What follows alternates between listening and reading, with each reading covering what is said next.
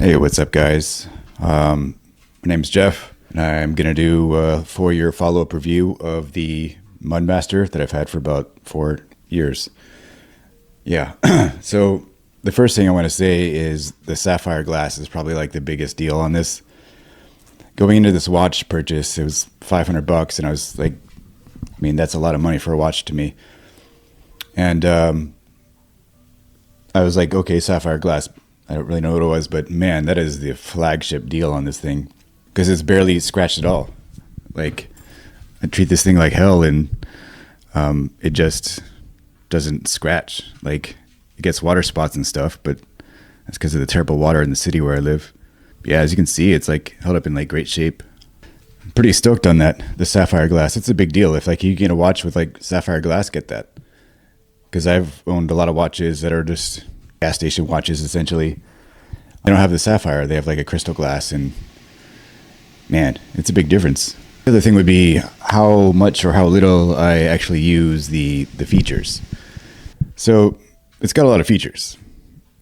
A lot of features. Like a ton. Like carry around a manual amount of features. And I gotta admit, man, I don't use them all. Like, I use the compass every now and then, and like the stopwatch, the basic digital watch stuff. But as far as the extra gshock stuff, altimeter, I mean, you gotta calibrate that thing all the time. You better not, Gerger. If you want to use a temperature thing, you gotta take it off your wrist and set it down and wait 20 minutes for it to get like acclimated to the weather around you. I don't know. The compass is probably the best thing. It's like a pretty cool party trick or a way to like justify to yourself why you spent $500 on a watch. That's a G-Shock. I mean, it's like the Honda Type R. Like, it's a badass car, but I'm not spending $60,000 on a Honda, right? If you Acura, maybe, you know what I mean? Like, I mean, it's 60 grand, you're getting up into like, you know, Corvette territory, and like that's got a name behind it, right? Like, anyway, watches, they haven't worn down at all. They're not smoothed out or nothing, and it's, you know, kind of a cool feature. Like, you don't really feel that on most buttons on watches. Text all around the band hasn't faded or worn out, which is kind of surprising. I kind of imagine that it would just die out or get faded or scratched off, but man, the resin band is tough.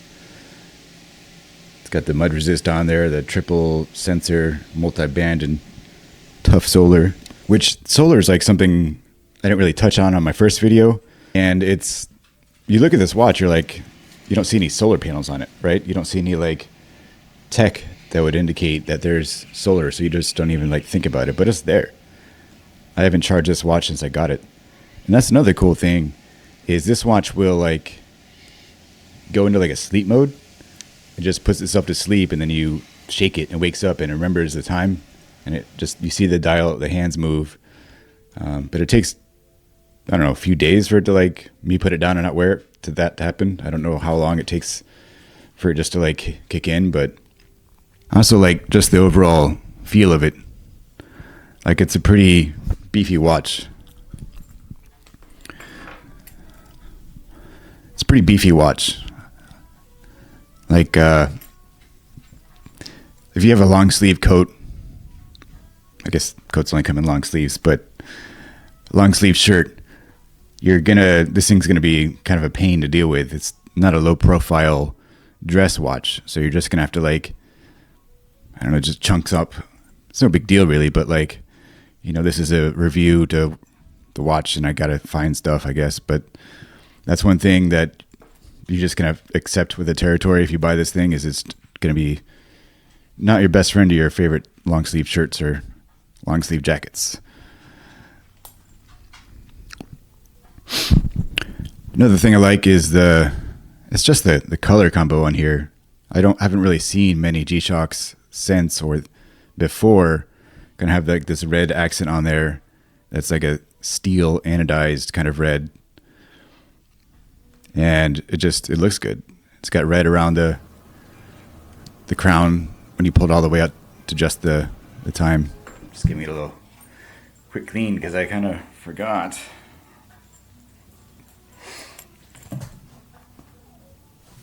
Good enough. So yeah, There it is, man. It's a good looking watch. The look is unique. Like a lot of G-Shocks are big chunky boys, but this one's extra chunky, right? It just looks cool. It looks like a military-inspired G-Shock. I don't know, I just like it. But I recommend it. I don't know. I wouldn't spend more than $450 on it now, because there's newer stuff, and if you like there's smartwatches are now like more ubiquitous compared to like when I bought this, and if you ever want like smart features, you're not going to get that in this, so you're gonna have to get like a Garmin or something, or like an Apple Rugged Ultra Wear whatever thing. But if you just want a simple watch that, you know, the battery's not going to die on you ever, and you're out in the woods or hiking or camping or whatever it is you're doing, this is the way to go. And the compass is always right, which is kind of cool. And it, you know, it does save you time from like sometimes. I mean, you can definitely get an app on your phone that tells the compass thing, but man, having it on your watch is just a lot easier. Like when you're doing land navigation or something, you can actually use this compass in a map and you'll be good. Who do I think this watch is for? I would say your first responders of all genres, the military, people who go camping a lot or outdoors, people who just prefer like a bigger watch, like a big chunky tactical boy on your wrist. Yeah, I mean, that's kind of the reason I bought it, just because of the way it looked cool. You know, I don't really buy watches because the functionality, right? It's just, you can get that for $20. But this thing, man, I don't know. I just like it. And I think if you were to buy it, you would like it too. And if you buy if you buy like a lot of watches, like you're a collector, I think every collector I've seen like on Reddit and YouTube, they all have, and like in the comment section on YouTube, they all have like, there's the fancy watches, and there's like the daily drivers, the EDC watches. And I think that's where this one would fit in. That crowd kind of, you know, people got Rolexes and G-Shocks, and that's cool because, you know, that's a watch at both spectrums. You got something for each. You can kind of be classy guy, Mr. Boat Harbor with a boat guy, and then, you know, I practice, what is it? Mount military operations in urban territory guy, or you do just squad ops or whatever. I wore this when I worked at the prison. Yeah, no, I didn't wear this when I was at prison. I got this after that. But I recommend this watch. Yeah, absolutely. I think you're not going to do much better than this. Even the new one, I don't know. The 2000 version, I mean, it looks pretty similar-ish. I mean, it looks like it's a little more slimmed down. But I don't really feel the need to upgrade to that. If I was to upgrade, it'd be like a completely different series of G-Shock. I've been eyeballing that Range Man, the Rescue Yellow one. I think it looks pretty good.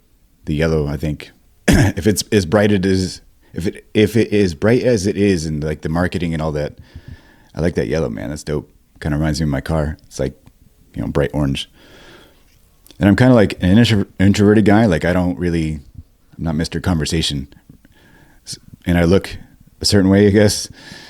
And I like to wear bright colors now and then. So like, and I like to wear bright colors to signify that I'm friendly. But yeah, or like I'm at least fun. I don't know if that makes sense, but yeah.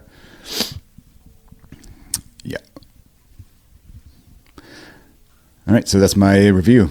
Peace out.